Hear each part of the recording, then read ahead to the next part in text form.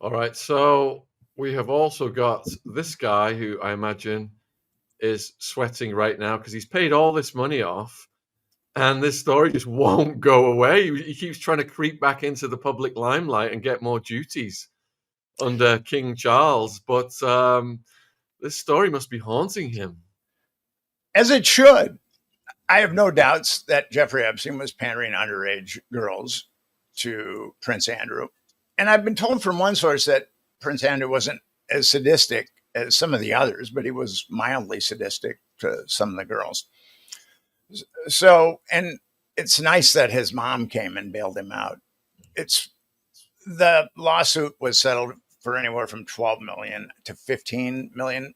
We don't really, I think that the low on that one is 12 million. And why would anyone give up $12 million if they were innocent? I mean, I wouldn't give anybody $12 million if I were innocent. And of course, Prince Andrew had that disastrous interview with the BBC where he said that he didn't sweat. I mean, he really came off as the knucklehead that he is, because he is a major knucklehead and a pervert too. But what I find really elucidating is that the Epstein scandal just doesn't go away. And Trump has exacerbated it. And I believe that I started this odyssey in 2002, and I've been at it for 22, 23 years. And I've seen the government cover up these child trafficking networks. I saw it with Franklin. I saw it with Epstein. I think we're seeing it with Diddy. I've never seen government prosecutors work so hard to throw a case as they did with Diddy. And what is happening is there is this wellspring of attention. And it's great because I started an organization called Epstein Justice. And we're lobbying the Congress. We got a tough battle ahead of us. We want a congressional commission to investigate Jeffrey Epstein. And we want two things from that congressional commission. It's pretty baseline morality. We want to know why the government covered up child trafficking, and we want the perpetrators to be prosecuted. Two very simple things, but it's going to be a dogfight, I know. But a lot of people are coming to Epstein Justice at this point, which is great. Because as you know, I've been fighting this battle a long time. And the mainstream media has made me radioactive. No one in the mainstream media will trifle with me. They do their best. And actually, the larger podcasts don't really want to have anything to do with me either. And my journalism is very pristine, as you know. I mean, I'm very circumspect when I write, and actually when I'm speaking. So it's been hard for me to get my message out, but the Trump administration over the last couple of weeks has really helped me get my message out. And this is there's some major reasons why, as Americans, we have to fix this. The government shouldn't be involved in covering up child trafficking, in the very least. And if you cover up a crime, you're aiding and abetting that crime. So our government right now is aiding and abetting child trafficking. And I believe that we've got a perfidious system, and it's rife with blackmail, and we have the opportunity now to just flush it out. And I really hope that my fellow Americans take this opportunity to not only clean up their political system, but to really help all the survivors in the United States. According to the Centers for Disease Control, 25% of underage girls and 5% of underage boys have been molested. And people in the field think that that's slightly conservative for underage girls and extremely conservative for underage boys. But if you just go with the CDC numbers, you've got over 50 million Americans that have been molested as minors. And the Department of Health and Human Services commissioned a study, and it found that 240,000 to 325,000 women and girls are sexually trafficked in the United States every year. This is the hotbed of sexual trafficking. It's not Thailand, it's not Eastern Europe, it's the United States. And this is what's really troubling. According to the 2023 Federal Human Trafficking Report, 664 individuals were charged with child trafficking in 2023. Now, if we go with the smallest number provided by the Department of Health and Human Services, which is 240,000 trafficked, and only 664 individuals got charged with trafficking minors in the United States in 2023, that's a fraction of 1%. And there's millions of hours of child abuse material on the internet. And in 2024, there was 1,375 individuals convicted of either making or disseminating child abuse material. So what we're talking about is a fraction of 1% of people that are committing crimes against children, sexual crimes against children, are ending up in prison. I mean, a fraction of 1%. And this is important because there's millions of survivors in the United States. There's millions of survivors that have been abused. There's millions of survivors that have been trafficked. And if we allow the Department of Justice to be unresponsive to victims in the Epstein case, a proven trafficking case, that sends a message to millions of victims that they have no hope and no voice. And that is something that we have to really, really do a 180 on. Victims in the United States and actually around the world need to see the perpetrators here go to prison so they think that they can have a voice, and that they have some hope for justice. And it's up to our Congress, but I think our Congress can be shamed into it. I really do. I think that we can do that.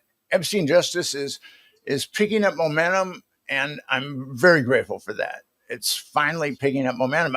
We talked about 5 years ago, and I was putting on a demonstration against Maxwell. And then since then, a couple of years ago, I incorporated a 501c3, and now we're finally starting to get some traction, which is huge. Congratulations, Nick. And all of Nick's links are in the description box, and I'll also put them in the live chat. So you touched on the fix was in with Diddy, and we talked about the sweetheart deal with Acosta. Now, is there a reoccurring theme of the Comeys' involvement in both of these cases? And could you elaborate on that, please? Well, not only the Comeys, but there's a very dirty Damian Williams. Damian Williams was the U.S. Attorney for the Southern District of New York, and he oversaw Maxwell's trial, which was very carefully choreographed. There were 4 victims that were called, and they'd only been molested by Epstein and Maxwell. So what we have there is definitely keeping a tight lid on the Epstein case via the Maxwell trial, because there were so many quote unquote people from the press. And Damian Williams was also the U.S. attorney that oversaw Diddy's grand jury. And that grand jury was really, it was also dirty. And again, at this point, there were 5 lawsuits pending against Diddy. And I think he'd paid off Cassie at that point, but there were 4 others. And 2 of them were minors that had been trafficked, and when they'd been molested by Diddy. And one of them was little Rodney Jones, who's a hip hop producer. And he said that Diddy is constantly trafficking children. And, he tried to voice his displeasure about it, and Diddy threatened him. And he also talked about Diddy's hidden cameras, which that has since been corroborated. So Diddy was getting way too much press and media on him to be an adequate blackmail artist. But that grand jury that was oversaw by Damian Williams was also a joke. I mean, it should have indicted Diddy on multiple counts of child trafficking. I mean, there were, these victims come forward. Really, 2 of these victims came forward really early on against Diddy. And to be molested as a minor and to go up against a monster like Diddy, I mean, they really summoned their courage. And then for the government to say they don't, the government essentially said they don't exist. Like the government said the Epstein never pandered children to any of his cronies. So with Diddy, we have a very similar dynamic. And And Maureen Comey, she was the assistant U.S. attorney for the Maxwell trial, and she was the assistant U.S. attorney for the Diddy trial. So she's very good at covering things up. Between the tandem of Damian Williams and Maureen Comey, that's a superlative tandem if you want to cover something up in the U.S. attorney's office. So as soon as you see these names involved in these cases, then does that just tell you that the fix is in from the get-go? I wrote an article on Diddy on May 1st, 2024, and it said the fix is in. As soon as I saw that Damian Williams was overseeing the matter, I knew that the fix was in. And it was kind of strange from the beginning, because those search warrants that the feds executed on Diddy's home in Los Angeles and also his Miami home, they emanated from the Southern District of New York. You would think that they would emanate from the Southern District of California or the Southern District of Florida, but instead they emanated from the Southern District of New York, so Damian Williams could keep a close eye on things. And Damian Williams is part of the political machine. He's a very dirty guy. And he was Terry McAuliffe, who was a bag man for Clinton and also the governor of Maryland, was basically schooled Damian Williams on how to be dirty in politics. So one of the things that made me think the fix was in was the disappearance of the charges pertaining to the weapons that had the serial numbers removed, because that's an extremely serious offense that carries a high prison term, isn't it? And that, all that just went into the Bermuda Triangle. Well, I mean, not only that, you've got the weapons, you've got the drugs, you've got the trafficking of minors. And now he's only facing 2 counts of the Mann Act, which is transporting adults across state lines for immoral purposes. So he's looking at 20 years. And this is kind of, I wondered about this. There was a very dirty grand jury with Damian Williams that indicted Diddy on 1 count of racketeering. It could have indicted him on multiple counts of racketeering. But then that original indictment was superseded by other indictments. So I thought, well, Diddy's going to have to do some time. But then the feds worked really hard to throw that case. And now Diddy's just looking at 20 years. And he'll probably get 5 to 10, and he'll get to keep all his money. I don't think he'll be a very good blackmailer at this point. So, I mean, the feds are going to have to go on to other blackmailers, which I'm sure they have already. But he's served his usefulness, as Maxwell had served her usefulness, as Craig Spence had served his usefulness. So, viewer question. Thank you, Nick, for your work. Why do you think Damian Williams quit before Diddy went to trial, Nick? I think Damian Williams was there to do damage control. First with Maxwell and then with Diddy. And I believe I've been very vocal about Damian Williams on some very big podcasts. And I don't know if I was contributed to that, but Damian Williams had done his dirty work and he could recede into anonymity. It'll be interesting to see where Damian turns up. I'm sure he's going to turn up at a very high-powered law firm where he's given lots of money.